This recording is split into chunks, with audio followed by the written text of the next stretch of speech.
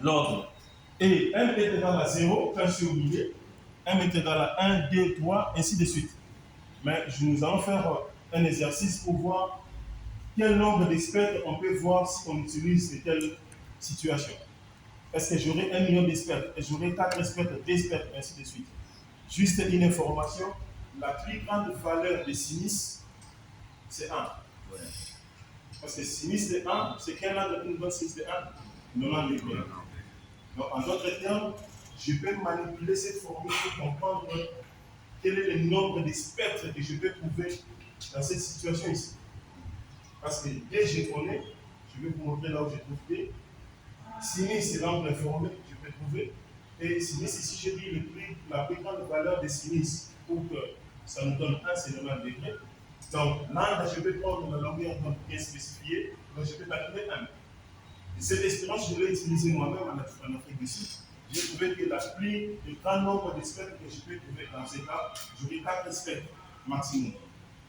5e espèce sera invisible parce que ça va coïncider avec le phénomène d'interférence destructive. Nous allons dire un mot là-dessus. Ok, donc, mais le problème maintenant, c'est comment déterminer cette interférence constructive. Comment déterminer cette expérience constructive? C'est bien important. Comment déterminer ces points P là? Comment les trouver? Pour trouver ces points P, on s'est servi d'un appareil qu'on appelle un spectromètre. Comme j'ai donné un exemple l'explication là-bas, le spectromètre, c'est l'appareil le plus utilisé pour mesurer l'angle, pour voir les phénomènes optiques, on appelle un spectromètre. Je l'ai amené ici, je vais vous montrer après.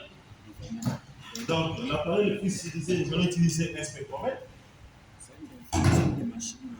Ok, comment ça fonctionne? Comment un spectromètre fonctionne? Parce que ce qui est important pour nous, c'est de savoir, de calculer, comme je dis, nous cherchons la longueur d'onde. Parce que si nous connaissons la longueur d'onde, nous avons la facilité de calculer les énergies. D'accord avec moi?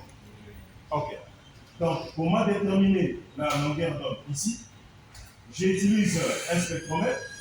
C'est un spectromètre, nous allons l'utiliser au labo. J'explique juste les parties principales des spectromètres. Un spectromètre, nous avons une partie que nous appelons le télescope. Le télescope, c'est cette partie ici. C'est la partie là, nous allons mettre notre œil ici.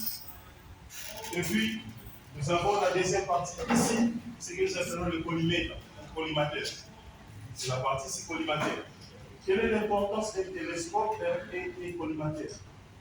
Le télescope ici va nous aider à voir notre cap, à voir notre espèce. Observer bien l'espèce. Et le collimateur ici, son boulot c'est quoi? C'est en fait réduire la lumière. Trouver une très petite lumière le plus possible, de sorte que quand vous regardez dans le télescope, votre spectre sera très clair. D'accord. En d'autres termes, le collimateur ici, on va l'utiliser juste pour ajuster la lumière, la taille de la lumière. Je vais vous montrer, vous allez partir, vous allez voir si les choses sont bien. Et à part les collimètres, donc collimateur, le télescope, nous avons deux parties importantes. Ici, c'est ça que nous appelons la turntable, c'est-à-dire la table tournante. La table tournante ici comporte deux écrans.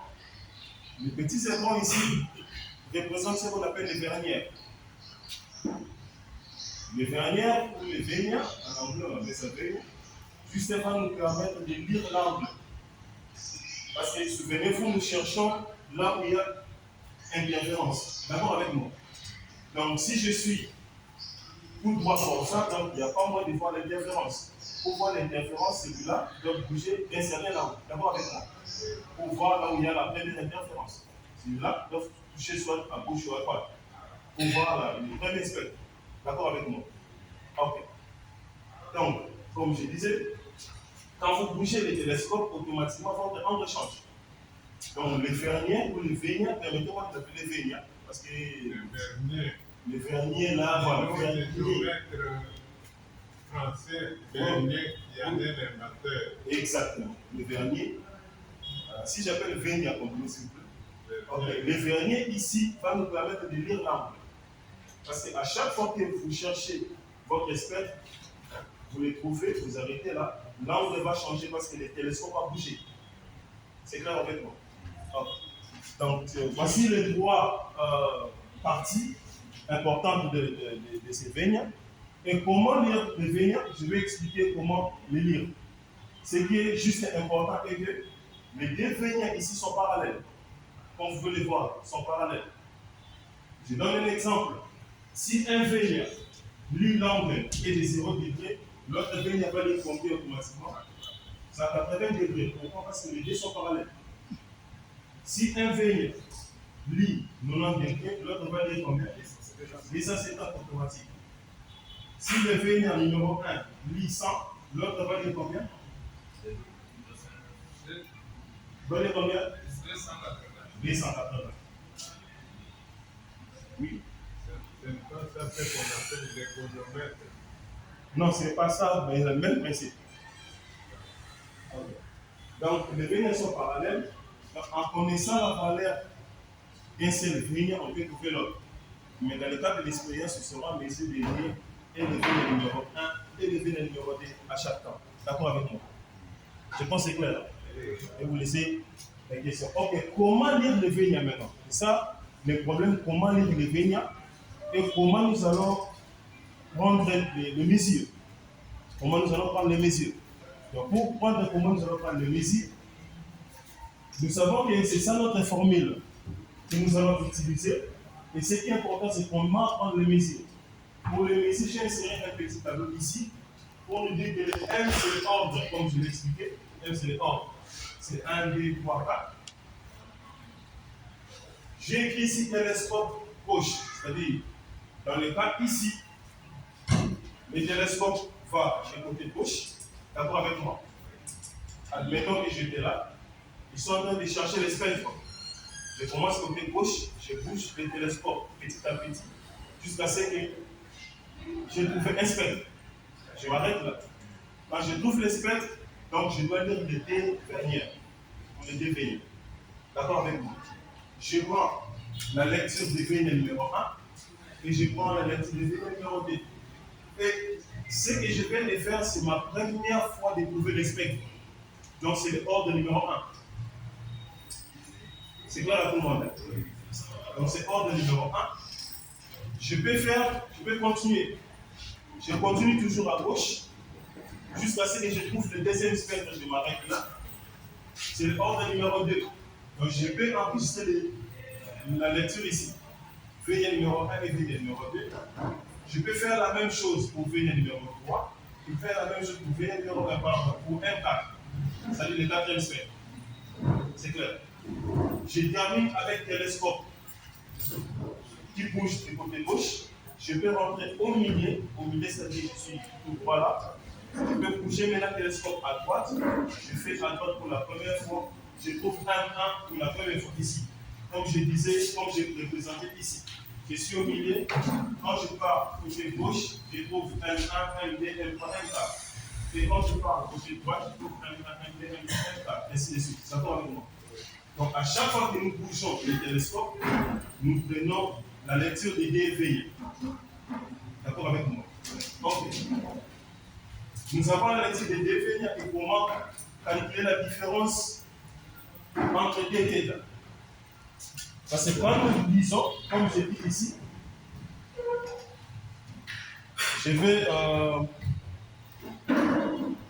je prends encore cette formule. Voilà, je suis là.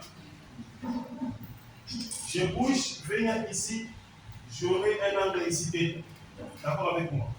Et l'angle que j'obtiens ici, ce n'est pas θ direct. Parce que dès que je bouge le télescope, l'autre veille aussi va bouger. En fait, ce que je cherche, c'est trouver un seul θ seulement.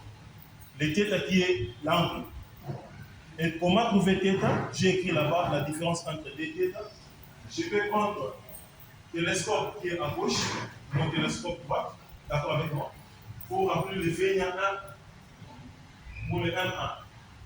En d'autres termes, je parle, cette valeur ici, V1, ici pour la différence des deux θ. Quand je dis la différence des deux θ, je prends le télescope gauche, télescope droit. Je vais prendre le veine 1 gauche, moins veine 1 droite. D'accord. Pour l'autre aussi, je parle VD gauche, moins VD gauche, moins VD droite. Permettez-moi de vous appeler T. Donc, je peux prendre soit cette partie, comme ça, ou je peux prendre ici, mon autre. Et ça va me donner la valeur pour le D. Il y a ici la différence de θ. Admettons, je donne un exemple. Admettons que ici, j'avais 130 et de l'autre côté, j'avais 230. Donc, je prends 230. Mon 130, ça me donne 100. 100, c'est pour lever, il y a un, j'ai mis 100 ici. Admettons que de l'autre côté, c'était 200. Je ne sais pas, par exemple. 200 ici, c'était 300. Je prendrais 300 moins 200. J'ai rempli cette valeur. Donc, je fais la différence entre les θ, je vais remplir ici, les deux colonnes. Pour retrouver θ, j'ai le θ numéro 1, prouvé par le θ numéro 1. J'ai le θ prouvé par le θ numéro 2. Je vais faire la somme divisée par 2. C'est clair déjà. Je vais faire la somme divisée par 2. Je vais trouver le θ. Ici aussi, je vais faire la somme des θ divisée par 2. Je trouve là, comme la moyenne. Ici aussi la même chose et enfin j'aurai le θ pour le M1, j'aurai θ pour M2, M3, M4. Je vais tout simplement utiliser la formule ici. Ce qui est important dans cette formule et ce qui nous manque ici dans cette formule, θ nous connaissons, M nous connaissons c'est l'ordre, la longueur d'onde c'est ce que nous cherchons, mais le grand problème c'est quoi? C'est les D. Nous ne connaissons pas D. D c'est quoi? D c'est la distance, comme j'avais expliqué au début, c'était ça. La distance entre les billes, entre les faisceaux. Donc la distance, on appelle ça les pas des réseaux, n'est-ce pas? Entre des fentes. Voilà. Donc ce n'est pas. Donc le D ici est donné par 1 sur n. Je vais expliquer pourquoi je dis n. La valeur de n ici est écrite sur les diffractions de Martin. Pardon, c'est le réseau de diffraction. Si vous regardez sur le réseau de diffraction comme celui que j'ai amené ici, j'ai des réseaux de diffraction qui vont donner 300 lignes par millimètre. Je pense qu'on a utilisé les diamants pour couper. Ah non, on est ça. Excusez-moi, je vérifie ce que j'ai amené, sinon. Ouais. Vous pouvez lire pour nous, là-bas. Je pense que ça doit être. C'est 300, n'est-ce pas? Oui, 300 lignes par millimètre. 300 lignes par millimètre. Donc, la valeur de N ici, c'est 300 lignes par millimètre. Donc, dans ce réseau ici, oui, 300 lignes fentes. 300 fentes là-bas, c'est-à-dire quoi? Ils ont utilisé la méthode de laser pour faire ces lignes-là. Imaginez dans un millimètre, vraiment 300. Vous comprenez ce que je veux dire? Et n'oubliez pas la propriété optique. En optique, quand vous envoyez pylône, l'homme est touché par la télévision. Mais c'est de la faute là où il faut savoir passer. Si je suis dans les audios, Quand tu regardes ça, les différents spectres de l'arc-en-ciel. Ouais, donc, et puis ce sera un spectre continu parce que la lumière ici, c'est un mélange de beaucoup de molécules. Ça, vous allez voir un spectre continu. Donc, c'est un spectre de l'air. Voilà. Ce qui est important ici, je vous allez voir. Donc, j'ai 300 lignes, permettez-moi de le dire comme on a dit. 300 lignes par millimètre. Donc, dans 5 millimètres, on a fait 300 lignes. Il y a la distance entre les deux lignes, c'est ça qu'on a appelé sur la fente. D'accord avec moi? Donc, on peut chercher comment calculer les D ici. Pour trouver la longueur d'onde en mètres, je dois convertir la distance ici en mètres. D'abord avec moi. Donc, ici, j'aurai 300 divisé par combien? 1 mm en mètres, ça me donne combien? 10 moins 3 mètres. Et puis si je remplace ici, si je fais cette opération, j'aurai 300 fois 10 exposants, 3 lignes par mètre. D'accord avec moi? Ça, celui-ci monte. Je vais prendre 5 lignes par mètre. Et si je prends ça, tout ça, c'est déjà appelé quoi? N. Et ça, c'est déjà appelé N. Si je prends N, je le remplace ici, j'aurai 1 divisé par 300 fois 10 exposants 3 lignes par mètre. Diviser une fraction par une autre fraction, comme on l'expliquait à l'école primaire, je pense à notre enseignant lui, la tête devient le pied et puis le pied devient la tête. Donc automatiquement, le mètre ici va aller au-dessus. D'accord avec moi? Le mètre va tourner, donc j'aurai quelque chose de. Si je calcule bien, j'aurai 1,66 fois 10 moins 6 mètres. Quelqu'un peut vérifier ça avec la calculatrice, je ne sais pas. C'est comme ça, distance. Si nous prenons 300, 1 divisé par 300 000. 1 divisé par 300 000, je pense qu'on aura 1,66 fois 10 moins 6. Scientifique, quelqu'un peut nous aider? Tout rapidement si possible. Juste pour parler de ok. De toutes les façons, voici la distance. Voici la distance entre les deux fentes. C'est clair avec moi? De l'ordre, c'est-à-dire de l'ordre d'un micron. Exactement. Ouais. La distance entre les deux fentes est de 1,6 fois 10 exposant 6 mètres. Donc je vais prendre ça, je remplace dans ma formule ici. D est connu. L'angle θ, nous avons calculé à partir de la moyenne ici.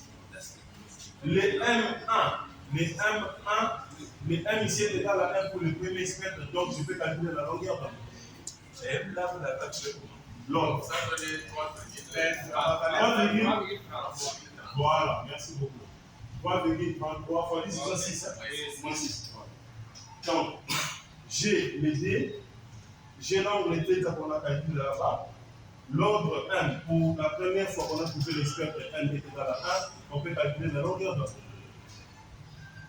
Et comme je disais ici, si vous regardez dans le spectre de Mercure, les spectres des raies de Mercure sont comme 3 couleurs. Nous avons bleu, vert, rouge, jaune, rouge. On va voir ici. Donc, c'est-à-dire quoi? Si nous nous focalisons très bien à spécifier, voici notre spectre, voici bleu, voici vert, voici rouge par exemple. Si nous déterminons exactement l'angle pour les raies vertes ici, donc la longueur d'onde que nous calculons, c'est la longueur d'onde verte. C'est d'accord avec nous? Et si vous regardez bien dans les manuels, j'ai donné une valeur théorique de la longueur d'onde. Nous allons calculer avec vous et puis nous comparons avec les valeurs théoriques. Et si nous connaissons la longueur d'onde, je crois que ça devient facile pour nous. Nous pouvons utiliser la relation de Planck et Albert Einstein. On peut automatiquement calculer l'énergie. C'est clair. Juste pour avancer un peu là, juste un peu. Niels Bohr a dit on a deux phénomènes d'analytique. Il y a le phénomène d'absorption et d'émission. Ici, nous sommes dans l'état d'émission. Et la longueur d'onde que nous allons calculer ici, nous pouvons faire encore un pas plus loin dans les mécanique quantique pour voir il s'agit de quelle transition. Parce que Bohr a dit si la particule ou l'électron quitte un niveau N5 vers un niveau N3, donc il y a quoi? Il y a émission. D'abord avec moi. Donc il y a une énergie spécifique pour cette émission-là. Donc on peut calculer l'énergie ici et comparer, il s'agit de quelle émission, c'est de quel niveau d'énergie. Et ça, c'est plus en mécanique quantique pour alléger un peu la chose. Je pense que je peux m'arrêter là et puis nous pouvons aller faire la pratique, voir ce qui se passe au juste. Sous le bloc, sous les spectroscopes là, il y a des angles marqués. Oui, donc ici, nous allons prendre, je vais prendre un petit voilà. Exactement, même principe. Mais je rappelle un peu, un mot sur comment lire le Vénien. Le Vénien, on le lit comme le micromètre. Nous avons l'échelle principale, main scale, et puis l'échelle secondaire. D'accord avec moi? Je donne juste une idée parce que c'est là où il y aura trop de choses dans ces points ici. Comment lire un Vénien? Je donne un exemple. Voici le Vénien. Le vénia, il y a un trait là, 0. Et puis on fait comme ça, 20, 40, 60. C'était 205. Et là, je suis à 200. Je fais un peu d'espace, excusez-moi. Je suis ici à 206. D'accord avec moi? Je sors d'un pas. Je suis là à 207. Ainsi de suite. D'accord avec moi? Pour lire les véniens, nous allons regarder juste la ligne ici. La ligne qui a 0 au-dessus. L'échelle secondaire. Si la ligne de l'échelle secondaire coïncide très bien avec la ligne de 205 degrés, c'est-à-dire votre vénien lit 205 degrés Celsius. Degrés. Je vais vous dire ça pour. D'accord, hein? Donc nous sommes là. Voilà. Donc si les zéros ici coïncident exactement avec 205, donc votre vénien lit 205 degrés. Exactement, ça c'est ce que je dis. Donc le même principe de diabolisme.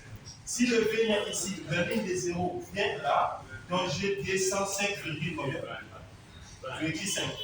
Je prends la ligne des zéros vient là.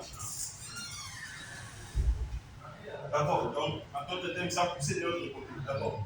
Si la ligne des zéros vient là, donc vénien ici lit 205,5 degrés. Si la ligne des zéros, oui, si la ligne des zéros pousse encore de ce côté, si par exemple je suis là, le vénien ici lit combien? 206 automatiquement. Il n'y a pas de calcul à faire ici. Parce que j'ai une valeur exacte de la ligne des zéros. Mais admettons que la ligne des zéros ici, il vient se retrouver ici. Il se retrouve là. La ligne des zéros se retrouve là. Je suis là. Merci beaucoup pour l'estimation. Il a estimé. Donc je dois être entre 205,5 et 206.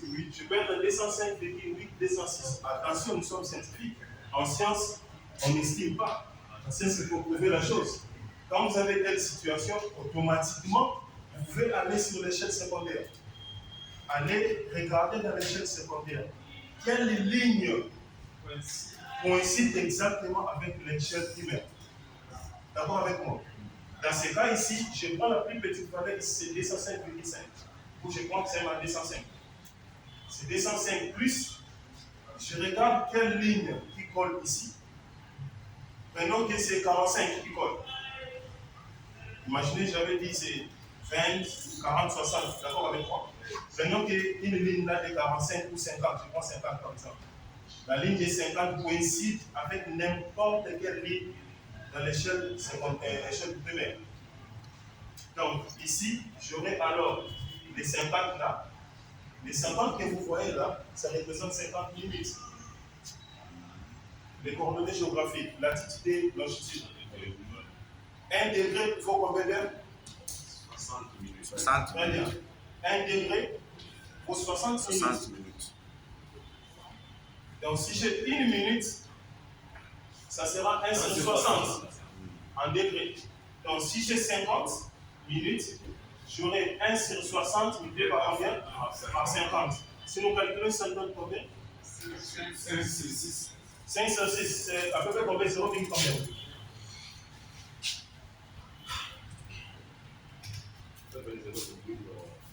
18. 0,8,7 par exemple. Donc ça me donne 0,8,7. 0,87. D'accord, par exemple. Je ne sais pas si ça donne combien. 8,3. 83. Donc ça donne 8,83 degrés. Et c'est cette valeur ici que tu vas additionner là-bas. 8,83. Donc tu as ta valeur exacte de 5 ans combien? 205,83 degrés. Donc tu as ta valeur avec exactitude. Comment? Les 50 ici, je cherche, je regarde l'échelle secondaire quand je ne sais pas exactement là où l'échelle des zéros s'est retrouvée. La flèche des zéros s'est retrouvée. Mais si la flèche des zéros coïncide exactement, comme je disais, soit ici, soit là-bas, je n'ai pas besoin de lire l'échelle secondaire. Dans les cas ici, je l'utilise tout simplement quand je ne suis pas sûr de l'endroit où la flèche des zéros se retrouve. Et je ne veux pas que nous puissions, comme il a dit là, ça peut être. Voilà. Donc, pour donner avec exactitude, nous allons faire ces situations. Je pense que. Est-ce qu'on peut prendre l'échec supérieur, par exemple, 55 degrés? Si c'est la ligne de 55 qui coïncide très bien avec n'importe quelle ligne ici, donc ici tu remplaces, tu mets 55. Ah oui, 55, on est indispensable, et puis ça, tu positionnes là-bas. Si c'est la ligne de 40 qui coïncide très bien, vous prenez 40 divisé par 60, vous comprenez pourquoi divisé par 60, et puis vous additionnez là-bas. Vous avez votre lecture exacte de votre événement. Je pense que nous avons fini pour concernant la première expérience. Donc, on peut aller de la page théorie. Il y a une question sur tout. Bon. Mais si vous utilisez la méthode de manipulation sur les appareils de mesure analogique, je suis à 205 degrés, je vois de 205 jusqu'à 206, c'est juste un degré. Exactement. Je prends le nombre de sous-degrés que je peux appeler des Sous-division. Je divise 1 et 1 par le nombre de sous-divisions. Ok. Là, je peux multiplier par le nombre occupé par la flèche. Oui, vous aurez la même chose, mais attention, il y a certains spectromètres, au lieu de vous donner des 0 à 60, on donne des 0 à 30. Des 0 à 30. C'est comme si on vous donne la moitié de la division. Donc, il faut vérifier quel genre de spectroscope ou spectromètre vous utilisez pour préciser ces points. Je pense que j'ai fini ma présentation concernant la période, oui. Bon, moi, si je veux revenir sur l'appareil là, Oui. vous allez à gauche, à droite. Oui. Est-ce que les distances sont marquées? Oui, le Vénia. Pardon? Oui, nous allons marquer vous-même, vous allez choisir. Qu'est-ce que vous choisissez comme Vénia numéro 1? Qu'est-ce que vous choisissez comme Vénia numéro 2? On peut mettre un bout de papier là-dessus, vous dites Vénia 1, Vénia 2. Mais pas confondre là. Du début jusqu'à la fin de l'expérience, vous considérez l'un comme 1 et l'autre comme 2, jusqu'à la fin. Je pense que la notion de l'incertitude intervient aussi. Si, ça va intervenir. Donc, juste pour gagner le temps, je pense que. Pardon? Non, je crois qu'on a mentionné le nom. Oui, Je soulève exactement. Nous allons étudier les disperses en cherchant à observer. La lumière viendra d'où? On injecte dans les télescopes, là vous avez un émetteur de lumière visible. C'est ça ma lumière, c'est ça ma source. On peut aller au laboratoire pour manipuler. Oh, expandez. Pardon, si j'ai pas compris. On peut faire d'abord votre théorie là et pas. Hey, non. Je vous dis, si je prends d'autres théories, vous allez vous embrouiller. Vraiment. Si je prends d'autres théories, vous allez vous embrouiller. Mieux vaut, comme on a fait ça, on a tous compris, on peut aller là-bas 5-10 minutes. Nous prenons même une colonne, nous imaginons une seule longueur d'onde. Vous voyez comment ça marche, et puis nous allons continuer. Merci beaucoup. Là, on les trouve dans Oui, on peut aller là-bas. Oui, je vous avais dit jusqu'à 14h. Merci. Ok, As.